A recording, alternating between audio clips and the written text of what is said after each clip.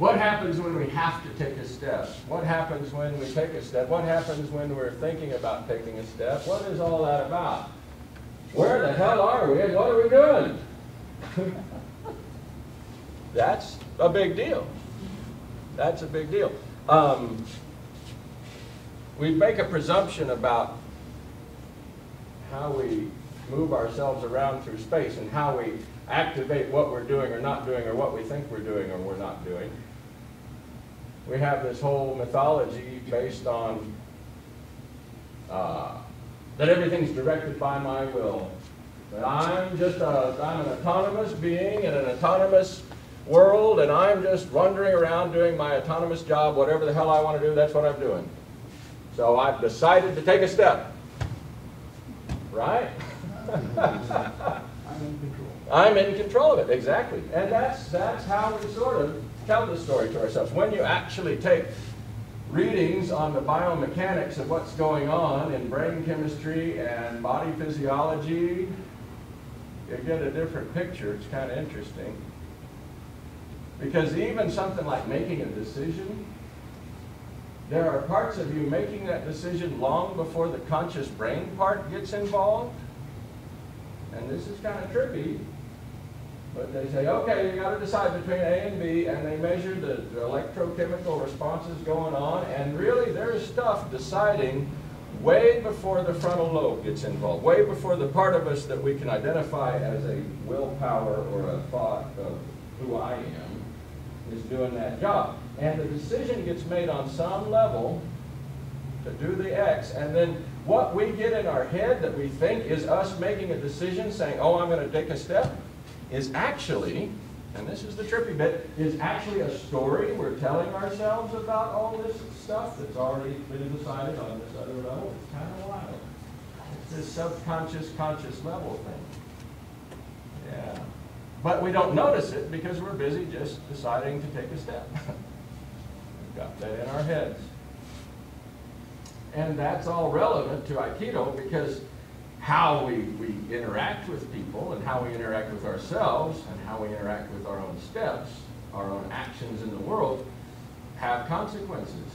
Sometimes the consequences are you fall down. Sometimes the consequences are it kills you.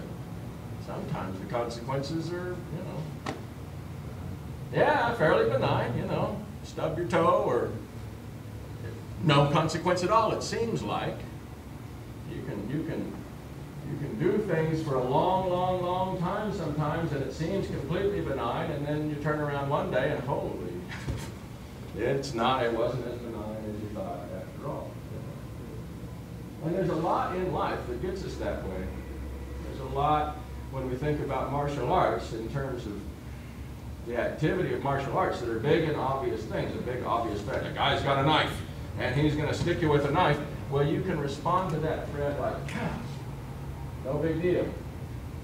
It's scary, it's overwhelming, it's frightening, got to learn to deal with it, but it's obvious. But then there's the non-obvious threats, like,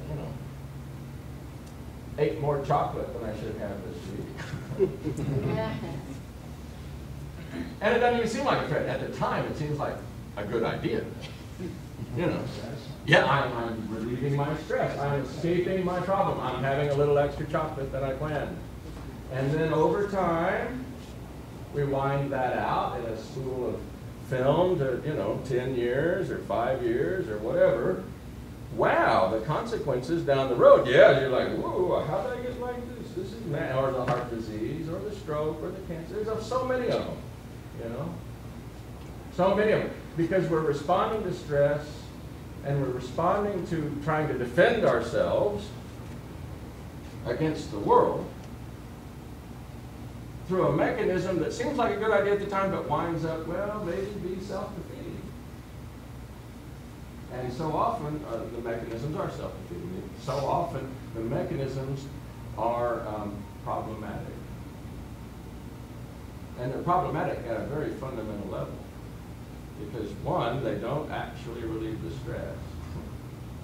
And two, even if you get all the goodie that mechanism for relieving that stress is supposed to give you, you're probably going to wind up killing yourself with it, or destroying your relationships with it, or making more problem out of it, oddly enough. It doesn't really do the trick that we hoped it would do. And when we get into martial arts, it often doesn't do the trick that we hope it will do. We want to come in here and we want to escape fear. You know, that's very common. Man, I was bullied as a kid. Man, I got the problems. Man, it's, you know, I want to get out of that fearful mind state. Good idea, don't we all? And we do training, and we train our ass off, and we get ultra competent. We become really bad at what we do. We become mischievously bad, and wind up still afraid sometimes, still petrified. You know, now you're a very, very competent paranoid guy. That's scary. You know. Gosh, I'm glad we didn't arm them. Uh-oh. Now they have armaments. So it gets kind of crazy that way. So practice, really, when you look at the martial arts, well, at least when I look at the martial arts, and I look at the other arts that grow up around them, they're all designed about doing a job in your life that does have to do with fear, that does have to do with changing your relationship with fear. But it's not to escape it. The stuff we do to try to escape it tends to just perpetuate it, tends to keep it going. And the activities that the martial arts are talking about, and you know, flower arranging is talking about, and Zen meditation is talking about, and archery, and all these different funny things. You go to Japan and they got all these weird things. You can get don ranks and drinking tea. Sit here and make a pot of tea and drink, and serve you tea, and you drink the tea with me and I drink the tea. Hey, you're a fourth don of tea drinking, I can tell. What is that about? Why would they do such a thing? Is it just a penchant for Confucian mania? I mean, what is going on with that? No, they actually have a sensitivity to the effects of how you interact with an art and what's going on inside you and what that's about. Now, it can turn into hierarchical crap too, but theoretically, it's there to do a job. Change your relationship to how you take a step. To be sensitive to what that is going on when we take a step. And it's kind of a Zen deal. You know? We're not taking a step. What we're doing, actually, what you consciously choose to put on yourself is a set of conditions to put yourself in a place where you are ready to take whatever step you got to take. To come to a default state, or a state of center, or a state of zero, in which whatever force acts upon you, whether subtle or dramatic, you can move with and turn into harmony. That's what Aikido is pointing at. So you don't consciously try to take any